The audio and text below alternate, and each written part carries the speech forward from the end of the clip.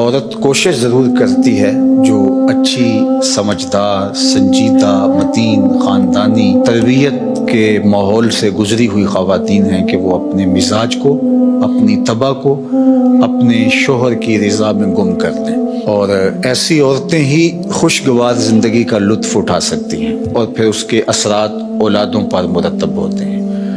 اور مرد کے حقوق کو بیان کرنے کے لیے اللہ کے محبوب علیہ السلام نے جو تمثیل بیان فرمائی ہے اور جو پیرایہ گفتگو حضور نے اختیار فرمایا ہے، اس سے بہتر ہو ہی نہیں سکتا۔ ہوا اس طرح کہ صحابہ حضور کی خدمت میں حاضر ہوئے اور کہا کہ ہمارا اونٹ دیوانہ ہو گیا ہے۔ فرمایا چلو میں تمہارے ساتھ چلتا ہوں۔ صحابہ کہتے ہیں ہم ڈرے، چونکہ اونٹ جب دیوانہ ہو جائے تو پھر اس کو سنبھالنا آسان نہیں ہوتا اور وہ سخت حملہ آور ہوتا ہے۔ تو خیر حضور تشریف لے گئے، ہم بھی حضور کے ساتھ تھے۔ جو ہی دروازہ کھولا تو اونٹ دوسرے کنارے پر تھا، دوڑتا ہوا آیا۔ تو حضور کی زندگی کتنی قیمتی ہے، تو صحابہ کے سینوں میں دل تھر تھر کانپنے لگے، لرزہ بر اندام تھے کہ جانور ہے نقصان نہ پہنچا دے۔ تو کہتے ہیں وہ جب قریب آیا تو حضور کے قدموں میں سر رکھ دیا، اللہ اکبر، اور سجدہ ریز ہو گیا۔ تو جب اونٹ نے حضور کے قدموں میں سجدہ ریزیاں کی تو صحابہ جو پہلے ڈر رہے تھے اب ان کی کیفیت عقیدت اور بڑھ گئی کہ جانور ہو کے حضور سے اتنا پیار کرتا ہے، ہم تو سینے میں دل رکھتے ہیں۔ تو انہوں نے ایک جملہ کہا، نحن احق ان نسجد للنبی، حضور ہمارا جی بھی چاہتا ہے کہ ہم بھی آپ کو سجدہ کریں۔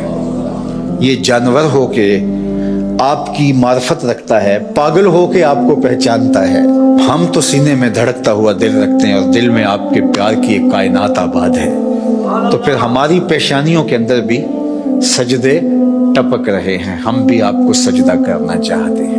تو آقا کریم نے فرمایا اگر میری شریعت میں سجدہ جائز ہوتا تو میں بیوی کو حکم دیتا کہ شوہر کو سجدہ کرے، لیکن کسی کے لیے سجدہ روا نہیں رکھا گیا۔ تو یہ حضور نے سجدے کی ممانعات کو بھی بیان کر دیا اور شوہر کے جو حق ہیں بیوی کے اوپر ان کو بھی بیان کر دیا۔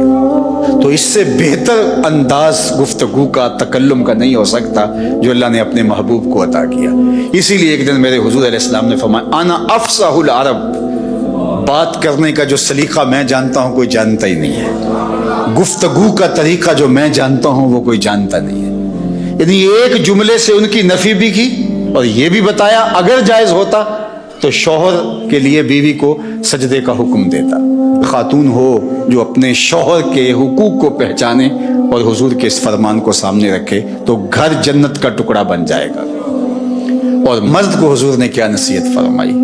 مرد کو کہا کہ عورت کی اگر کچھ باتیں تجھے ناپسند ہوں تو اس بات کو دیکھو جو تمہیں پسند ہو، اللہ اکبر۔ اور میں کہا کرتا ہوں نکاح کے بعد یا تو شوہر اپنا گھر چھوڑ کے خاتون کے ساتھ چلا جائے یا خاتون گھر چھوڑ کے شوہر کے ساتھ آئے، دونوں میں سے ایک تو ہوگا، لیکن یہ قربانی مرد نہیں دیتا، یہ عورت دیتی ہے۔